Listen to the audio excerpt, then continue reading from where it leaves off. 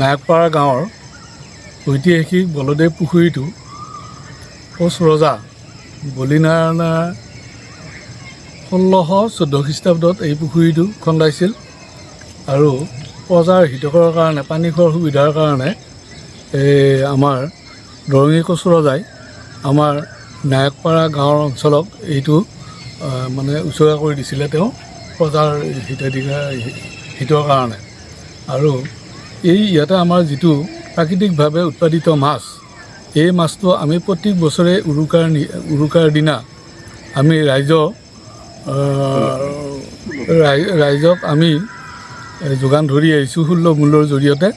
গতিকে এই পুখুৰীৰ এটা আমাৰ ঐতিহ্য আছে, ইয়াৰ মাছটো অত্যন্ত সোৱাদ আৰু ইয়াতে মানে কোনো ৰাসায়নিক দ্ৰব্য ইয়াতে ব্যৱহাৰ নহয়।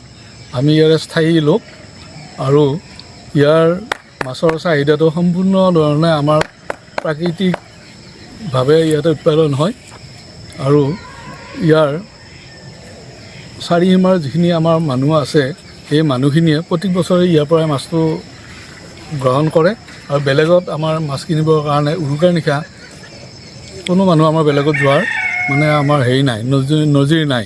এই পুখুৰীৰ পাৰতে আমি যিহেতু সৰুৰ পৰা ডাঙৰ হৈছোঁ, এই পুখুৰীৰ পাৰৰ মাছটোৱে আমি খাই বৈ লৈ আজি ইমান বছৰলৈ আমি ইয়াৰ মাদকতা অনুভৱ কৰি আছোঁ। আমাৰ সুলভ মূল্যতে দিয়া হ'ব। বিশেষকৈ আমাৰ ইয়াতে ৰৌ মাছ আছে, বৰালি আছে, ভকুৱা আছে, চিলভাৰ আছে, ৰূপচন্দা আছে আৰু বিভিন্ন প্ৰজাতিৰ থলুৱা মাছে আছে আমাৰ ইয়াত। কিমান ডাঙৰ? ইয়াত আমাৰ ধৰ ৰৌ ভকুৱা মাছ আৰু আমাৰ 5 কেজিৰ ওপৰত হ'ব। ৰৌ মাছো তেনেকৈ আছে, চিলভাৰ মাছটো ইয়াতে 4-5 কেজিৰ ওপৰত আছে। গতিকে এইখিনি মাছ আমাৰ ইয়াতে যিটো প্ৰাকৃতিকভাৱে ইয়াতে উৎপাদিত হয়, ইয়াতে আমাৰ কোনো ৰাসায়নিক সাৰৰ ব্যৱস্থা নাই আৰু এইখিনি আমাৰ অতি কম মূল্যত মানে কি স্থানীয় ৰাইজৰ কাৰণে, স্থানীয় ৰাইজ মানে আমাৰ যিটো চিবাজাৰ সমষ্টিৰ ভিতৰত বা বাহিৰতো এইটো আমাৰ দিয়াৰ ব্যৱস্থা আছে।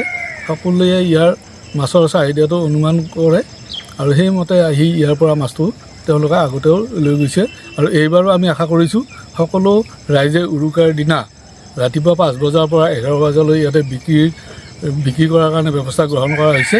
ইয়াতে সকলোকে আহিবৰ বাবে অনুৰোধ জনাইছোঁ। যিকোনো খবৰ আৰু বিজ্ঞাপনৰ বাবে যোগাযোগ কৰক 7896121996।